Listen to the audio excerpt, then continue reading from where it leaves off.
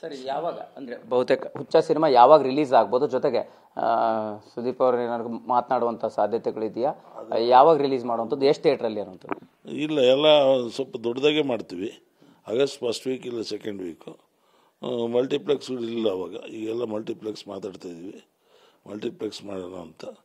ದೇವದಯಿಂದ ಆಶೀರ್ವಾದ ಚೆನ್ನಾಗಿ ಮಾಡಿ ಜನತೆ ನೀವು ಬೆಂಬಲ ಕೊಟ್ಟರೆ ಯಜಮಾನನೂ ಮಾಡ್ತೀನಿ.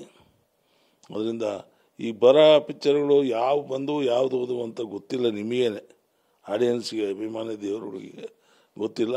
ಇದು ನೆನ್ಪಿಟ್ಕೊಳ್ಳೋಂಥ ಸಿನಿಮಾ, ಯಜಮಾನನೂ ನೆನ್ಪಿಟ್ಕೊಳ್ಳೋಂಥ ಸಿನಿಮಾ. ಮತ್ತೊಮ್ಮೆ ದಯಮಾಡಿ ನಿಮ್ಮ ಪಾದಾರವಿಂದಗಳಿಗೆ ಹೊಂದಿಸಿ ಕೇಳ್ತೀನಿ, ದಯಮಾಡಿ ಬಂದು ನೋಡಿ, ಸಿನಿಮಾ ನೋಡಿ ಆಶೀರ್ವಾದ ಮಾಡಿ. ಸನ್ಮಾನ್ಯ ಸುದೀಪ್ ಅವರೇ, ನೀವು ಕೂಡ ನಿಮ್ಮ ಸಿನಿಮಾ ಇದು, ನಿಮ್ಮ ಹೀರೋ.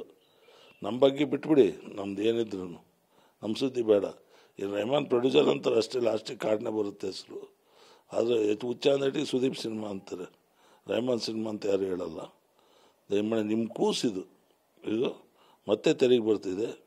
ನೀವು ಯಾವ ರೀತಿ ಮಾಡ್ತಿರೋ ಆಶೀರ್ವಾದನ, ಯಾವ ರೀತಿ ಸಪೋರ್ಟ್ ಮಾಡ್ತಿರೋ ಅದು ನಿಮಗೆ ಬಿಟ್ಟಿದ್ದು. ನಾವು ಕೇಳೋ ಕರ್ತವ್ಯ ಕೇಳ್ತಿದ್ವಿ. ನಾವು ದಯಮಾಡಿ ಇನ್ನೊಂದು ಸಾರಿ ಕೈ ಮುಗಿದು ಕೇಳ್ತೀನಿ, ನೀವು ಸಣ್ಣರು, ನಾನು ದೊಡ್ಡವನಾದರೂ ನಿಮ್ಮ ಕೈ ಮುಗಿದು ಕೇಳ್ಕೊಳ್ತೀನಿ. ನೀವು ಆಶೀರ್ವಾದ ಮಾಡಿ, ಪ್ರೀತಿಸಿ.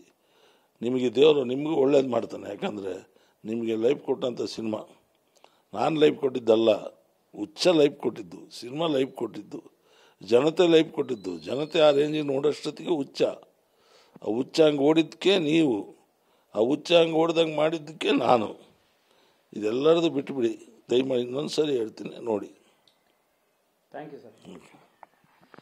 ಎಸ್, ಇದಿಷ್ಟು ಹುಚ್ಚ ಸಿನಿಮಾದ ನಿರ್ಮಾಪಕ ರೆಹಮಾನ್ ಅವರ ಮಾತಾಗಿರತಕ್ಕಂಥದ್ದು. ಸಹಜವಾಗಿ ಅಂದರೆ ಅವತ್ತಿನ ದಿನಗಳನ್ನು ಮೆಲುಕು ಹಾಕುವಂಥದ್ರ ಜೊತೆಗೆ ಸದ್ಯಕ್ಕೆ ಹುಚ್ಚ ಸಿನಿಮಾವನ್ನು ರಿಲೀಸ್ ಮಾಡೋದು ಪ್ಲ್ಯಾನ್ ಕೂಡ ಹೇಳಿರ್ತಕ್ಕಂಥದ್ದು. ಕ್ಯಾಮ್ರಾ ಪರ್ಸನ್ ಸುಶೀಲ್ ಕುಮಾರ್ ಜೊತೆ ಮಾಲ್ತೇಶ್ ಜಗ್ಗಿ, TV9 ಬೆಂಗಳೂರು.